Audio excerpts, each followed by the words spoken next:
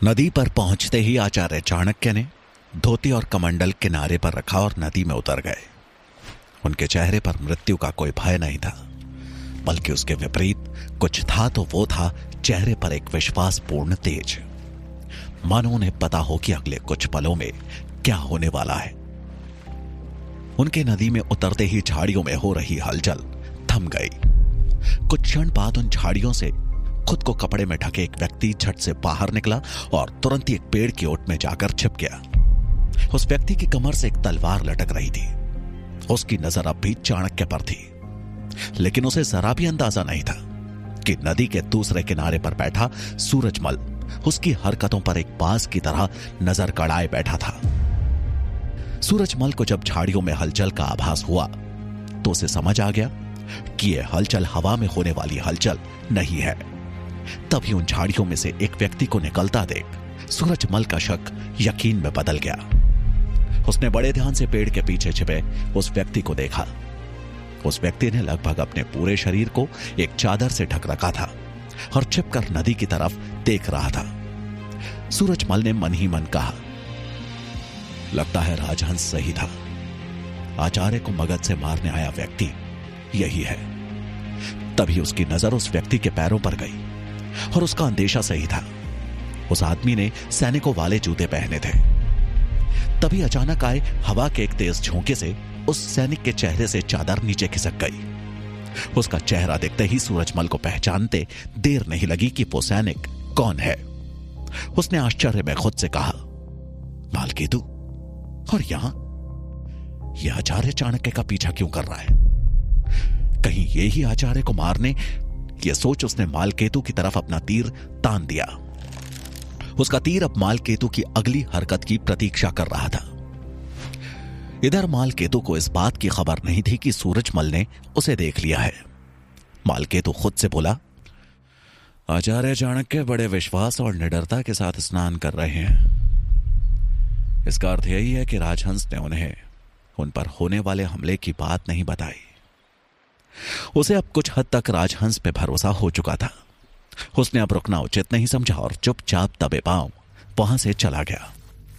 उसको जाता देख सूरजमल ने अपना धनुष नीचे कर लिया और ओट से निकल आचार्य चाणक्य की तरफ चल दिया, जो स्नान करके अब नदी में ही खड़े पूजा करने लगे थे। स्नान करने के बाद चाणक्य ने गायत्री मंत्र का जाप किया और फिर अंजलि में जल भरकर उगते सूरज को अर्पण करने लगे। वो सूर्य देव से प्रार्थना करने लगे, हे रश्मि रथे, हे दिनकर, हे भास्कर, जिस प्रकार आपके प्रकाश से अंधेरा कोसों दूर भाग जाता है, उसी भांति हमारी जननी, हमारी मातृभूमि, प्राणों से भी प्यारे भारतवर्ष का भविष्य भी उज्जवल हो, भारत के वर्तमान का उदय हो, भारतवासियों का कल्याण हो, यही कामना है मेरी। चाणक्य अपनी पूजा कर जैसे ही नदी से बाहर निकले, सूरजमल उनको कुछ बताने के लिए बड़ी बेसब्री से उनका इंतजार कर रहा था। चाणक्य अभी अपनी खड़ाऊ पहन ही रहे थे कि सूरजमल वहां आ पहुंचा और सर झुकाते हुए बोला, प्रणाम आचार्य। चाणक्य ने आशीर्वाद दिया और बोले, मां भारती तुम्हारा कल्याण करे। सूरजमल हड़बड़ाहट में बोला, राजहंस ने तो मगध से आए एक मसाई सैनिक का जिक्र किया था, लेकिन आपका पीछा कोई और नहीं बल्कि आचार्य गजानन का सेवक मालकेतु कर रहा था। चाणक्य को यह सुन के कुछ अधिक हैरानी नहीं हुई। उनके मुख का भाव कुछ ऐसा था कि मानो वो इस परिस्थिति से अवगत थे। उन्होंने गंभीर भाव से कहा, अवश्य ही यह परीक्षा राजहंस की वफादारी साबित करने की हो रही होगी। आचार्य गजानन और मालकेतु की एक चाल थी। अब हमें मालकेतु से और भी सावधान रहने की जरूरत है। चाणक्य की बुद्धि का परिचय देख सूरजमल बहुत ही प्रभावित दिखा। उसने चाणक्य को नमन करते हुए कहा, जी आचार्य, ये मालकेतु और आचार्य गजानन मिलकर क्या षड्यंत्र रच रहे हैं? मैं पता लगाने की कोशिश करता हूं। चाणक्य ने हामी भरते हुए सर हिलाया और दोनों वहां से तक्षशिला की ओर चल दिए। वहीं दूसरी तरफ तक्षशिला में मालकेतु सीधे आचार्य गजानन के पास जा पहुंचा, जो अपनी सुबह की पहली कक्षा के लिए निकल रहे थे। मालकेतु को देख गजानन के चेहरे पर उत्सुकता के भाव उमड़ आए। उन्हें प्रणाम करते हुए मालकेतु बोला, मैं आचार्य चाणक्य का पीछा करते हुए नदी तक गया था। मैंने काफी देर तक ताक झांक की, लेकिन रोज की तरह आचार्य अपनी दिनचर्या में व्यस्त थे। उनके चेहरे पर किसी भी प्रकार का कोई भय नहीं था। ऐसा लग रहा था जैसे उन्हें किसी बात की भनक भी नहीं थी। मालकेतु की बात सुन आचार्य गजानन तंज कसते हुए बोले, अब तो तुम्हें मेरे सेवक राजहंस पर कोई संदेह नहीं होगा। मैंने पहले ही कहा था, वो मेरे प्रति वफादार है। अगर राजहंस ने हमारी बात चाणक्य तक पहुंचा दी होती तो चाणक्य आज नदी तक जाते ही नहीं। भला कोई जानबूझकर भी मृत्यु को क्यों आमंत्रण देगा? मालकेतु कुछ सोचते हुए धीमे स्वर में बोला, शायद आप सही हैं। राजहंस आपके प्रति वफादार है। मालकेतु ने आचार्य गजानन के सामने ऐसा कह तो दिया, लेकिन उसे अभी भी राजहंस पर संदेह था। उसका मन जाने क्यों राजहंस की वफादारी को स्वीकार नहीं कर पा रहा था। उसने मन ही मन कहा, चाणक्य ऐसा व्यक्ति है जिसके मुखमंडल को पढ़ पाना आसान नहीं है। कहीं ऐसा तो नहीं कि राजहंस ने चाणक्य को बताया हो, लेकिन चाणक्य ने उसे अनसुना कर दिया हो। इस राजहंस पर इतनी जल्दी विश्वास करना मूर्खता ही होगी। मुझे इसकी वफादारी की और जांच करनी पड़ेगी। मालकेतु के चेहरे पर उभरती भावनाओं को भांपते हुए आचार्य गजानन बोले, तुम्हारे मुख के भाव देखकर ऐसा लग रहा है जैसे तुम्हें अब भी राजहंस पर संदेह है। हड़बड़ाहट में मालकेतु ने कहा, नहीं नहीं नहीं आचार्य, मैं संतुष्ट हूं। मुझे लगता है अब मुझे निकलना चाहिए। आपको भी कक्षा के लिए देरी हो रही होगी। यह बोलकर वो वहां से तेजी से निकल गया, लेकिन उसका मन अभी भी दुविधा और संदेह से भरा हुआ था। एक तरफ तक्षशिला में आचार्य चाणक्य के शत्रुन पर नजर गड़ाए हुए थे, तो वहीं दूसरी तरफ मगध में प्रत्येक क्षण संभावनाएं असंभावनाओं में और असंभावनाएं संभावनाओं में बदल रही थी। धनानंद के राजमहल में मुरा अपना दैनिक कार्य निपटाते हुए सोच रही थी, आखिर मंत्री शंभुनाथ के बारे में क्या सूचना हो सकती है? महामंत्री अमात्य मंत्री शंभुनाथ की गुप्तचरी क्यों करवा रहे हैं? क्या उन्हें मंत्री शंभुनाथ से कोई खतरा है? मुरा को इस बात का बेहद अफसोस था कि वो कल महामंत्री अमात्य और उनके गुप्तचर की बातें नहीं सुन पाई। वो ये सब सोच ही रही थी कि तभी उसकी दृष्टि एक बार फिर उसी गुप्तचर पर पड़ी जो कि अमात्य के कक्ष की ओर बढ़ रहा था। उसे देखते ही मुरा खुद से ही बोली, ये तो वही गुप्तचर है जो कल रात मिलने आया था। यह अमात्य के कक्ष की ओर बढ़ रहा है। इसका अर्थ है कि यह अवश्य कोई और सूचना लाया है। मुझे आज इसके और महामंत्री अमात्य की बातें सुननी ही होंगी और पता लगाना होगा कि यह मंत्री शंभुनाथ के विरुद्ध कौन सा षड्यंत्र रच रहे हैं। यह निश्चय कर मुरा दबे पांव अमात्य के कक्ष की तरफ बढ़ चली। इधर वो गुप्तचर अमात्य के कक्ष में जा पहुंचा और उनका इशारा पाते ही दरवाजा अंदर से बंद कर दिया। मुरा अमात्य के कक्ष के पीछे वाली खिड़की के पास जा पहुंची और ध्यान से दोनों की बातों को सुनने की कोशिश करने लगी। कक्ष के भीतर अमात्य गुप्तचर से बातें कर रहे थे। अमात्य ने गुप्तचर से दबी आवाज में पूछा, हाँ बोलो, क्या सूचना है? गुप्तचर भी दबी आवाज में बोला, महामंत्री जी, आपके कहे अनुसार मैंने शंभुनाथ का पीछा किया था। उन्हें मैंने बाजार में मोहर बनाने वाली दुकानों के आसपास भटकते हुए देखा। पता करने पर मालूम हुआ कि उन्हें किसी मोहर बनाने वाले की तलाश है। अमात्य ने आश्चर्य से कहा, मोहर बनाने वाले की? गुप्तचर बोला, हाँ महामंत्री जी, ऐसा दस्तकार जो अच्छी मोहर बना सकता हो। शायद किसी विशिष्ट प्रकार की मोहर बनाने की बात कर रहे थे वो। मंत्री शंभुनाथ एक दस्तकार का नाम भी ले रहे थे, मिलिंद। मैंने तो ऐसा नाम पहले कभी नहीं सुना। मिलिंद का नाम सुनते ही अमात्य के चेहरे पर हवाइयां उड़ने लगी। अमात्य ने मनी मन कहा, मिलिंद? मिलिंद को यूनानी मोहर बनाने की कला आती है, जो आज के समय में यहां कोई नहीं बना सकता। और तो और उसे विभिन्न भाषाओं और उनकी लिखावट का भी अच्छा ज्ञान है। शंभुनाथ मिलिंद का पता करके करना क्या चाहता है? उन्होंने बुदबुदाते हुए कहा, कहीं शंभुनाथ मिलिंद दस्तकार का पता करके शक्टार के खिलाफ मेरे षड्यंत्र का फांडा फोड़।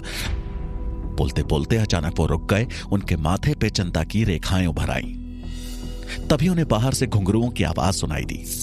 दरअसल मुरा का हाथ दीवार से फिसलने के कारण वो संतुलन खो बैठी और उसके पैरों में बंधी पायल के घुंघरुओं की आवाज गूंज उठी। गुप्तचर असमंजस में बोला, महामंत्री जी क्या हुआ? आप अचानक रुक क्यों गए? अमात्य ने तभी आवाज में कहा, घुंघरुओं की आवाज सुनी तुमने? ऐसा महसूस हुआ जैसे कोई हमारी बातें सुन रहा हो। इतना बोलकर वो तुरंत अपने कक्ष से बाहर निकले, लेकिन बाहर कोई नहीं था। अमात्य ने कक्ष के पीछे वाली खिड़की के पास जाकर देखा, लेकिन वहां भी कोई नहीं था। मुरा पहले ही वहां से दबे पांव जा चुकी थी, लेकिन अपनी जान दांव पर लगाकर उसने एक महत्वपूर्ण जानकारी हासिल कर ली थी। उसके लिए शंभुनाथ तक यह जानकारी पहुंचानी आवश्यक थी, क्योंकि एक वही थे जो इस राजमहल में उसके हितैषी थे और उसके पुत्र चंद्रगुप्त को ढूंढने में उसकी मदद करने वाले थे। अमात्य के पीछे पीछे गुप्तचर भी कक्ष से बाहर आ गया और इधर उधर देखने लगा, लेकिन बाहर कोई नहीं था। गुप्तचर अमात्य के पास आते हुए बोला, महामंत्री जी, ये शायद आपका वहम था। अमात्य ने तुरंत कहा, मेरे शब्दकोश में हमेशा संभावनाएं होती हैं, वहम नहीं। तुम्हारी सूचना पर मैं कार्य करूंगा। तुम अब जा सकते हो। दूसरी तरफ तक्षशिला में आचार्य चाणक्य ने राजहंस को अपने कक्ष में बुलवाया। सूरजमल भी उस कक्ष में आचार्य के साथ था। चाणक्य ने राजहंस से गंभीर स्वर में कहा, तुम्हारी सूचना गलत थी। मुझ पर किसी ने भी हमला नहीं किया। यह सुन राजहंस सकपका गया। उसे लगा कहीं आचार्य चाणक्य उसे गलत ना समझ ले। वो कुछ बोलता इससे पहले ही आचार्य बोले, तुम्हारी परीक्षा ली गई थी। यह सुनकर राजहंस हैरान रह गया। वो कुछ समझ नहीं पाया, इसलिए उसने आचार्य से पूछा, परीक्षा? कैसी परीक्षा? चाणक्य बोले, तुम्हारी वफादारी की परीक्षा। आचार्य गजानन और मालकेतु ने तुम्हें झूठी जानकारी देकर तुम्हारी वफादारी की परीक्षा ली थी। तुम उन दोनों की परीक्षा में कितने सफल हुए यह तो मुझे नहीं पता, लेकिन तुमने मेरा विश्वास जरूर प्राप्त कर लिया है। राजहंस के चेहरे पर खुशी के भाव बिल्कुल भी नहीं थे। वो अब दो नावों में सवार था। उसे अब चाणक्य के साथ साथ आचार्य गजानन का भरोसा भी बरकरार रखना था। चाणक्य ने उसके मुख पर चिंता के भाव पड़ते हुए कहा, किस सोच में डूबे हो? मैं आज ही तुम्हारा पत्र आग में जला देता हूं, क्योंकि जब तक यह पत्र मेरे पास होगा तुम वफादारी के बंधन में जकड़े रहोगे, और मैं नहीं चाहता कि वो जकड़न किसी दिन सूखी डाल की भांति टूट जाए। यह कहकर चाणक्य ने वो ताड़पत्र निकाला जिस पे राजहंस द्वारा यह स्वीकार किया गया था कि उसे आचार्य गजानन ने मगध भेजा था, और देखते ही देखते उन्होंने वो पत्र राजहंस के सामने आग के हवाले कर दिया। यह देख राजहंस के चेहरे पर कुछ क्षण के लिए प्रसन्नता तो थी, लेकिन वो ये भी जानता था कि चाणक्य का विश्वास मतलब नंगे पैर चलते अंगारों पर कदम रखना। राजहंस आभार व्यक्त करते हुए बोला, धन्यवाद आचार्य। मुझे प्रसन्नता है कि मैं आपका विश्वास जीतने में कामयाब हो सका। अब यदि आपकी आज्ञा हो तो मैं जाऊं। चाणक्य बोले, अवश्य, लेकिन ध्यान रहे कि तुम ऐसा कोई भी कदम ना उठाओ जिससे मालकेतु को तुम पर फिर से संदेह हो। राजहंस गंभीर मुद्रा में बोला, मैं इस बात का पूरा ध्यान रखूंगा आचार्य। राजहंस चाणक्य को प्रणाम कर वहां से चला गया। उसके जाते ही सूरजमल ने आचार्य चाणक्य से हैरानी में पूछा, आचार्य, एक पत्र ही तो था राजहंस के खिलाफ जिसकी वजह से वो वफादारी के बंधन में बंधा था, आपने वो भी जला दिया। अब आचार्य गजानन और मालकेतु की सूचना हम तक आएगी कैसे? आपको लगता है कि राजहंस अब भी हमारे प्रति वफादारी निभाएगा?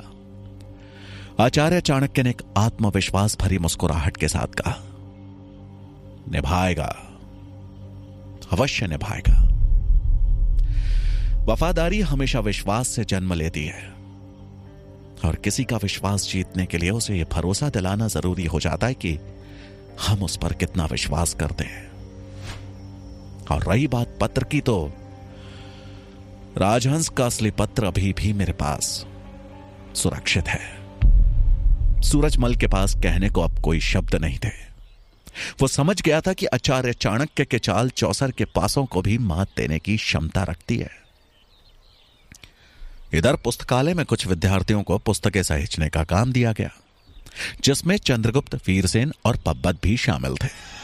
जहां एक तरफ चंद्रगुप्त पुस्तकें सहेजने में लगा हुआ था, वहीं दूसरी तरफ पब्बत और वीरसेन लकड़ी की बनी एक मेज पर बैठे थे और हंसी ठिठोली कर रहे थे। वो अपना कार्य दूसरे विद्यार्थियों से करवा रहे थे। पब्बत तिरछी नजरों से चंद्रगुप्त को देखते हुए वीरसेन से थोड़ा ऊंचे स्वर में बोला, वीरसेन, क्या तुम्हें ज्ञात है कि इस गुरुकुल में सभी कुलीन घरों के विद्यार्थी शिक्षा ग्रहण करते हैं, लेकिन एक है यहां जो कुलहीन है।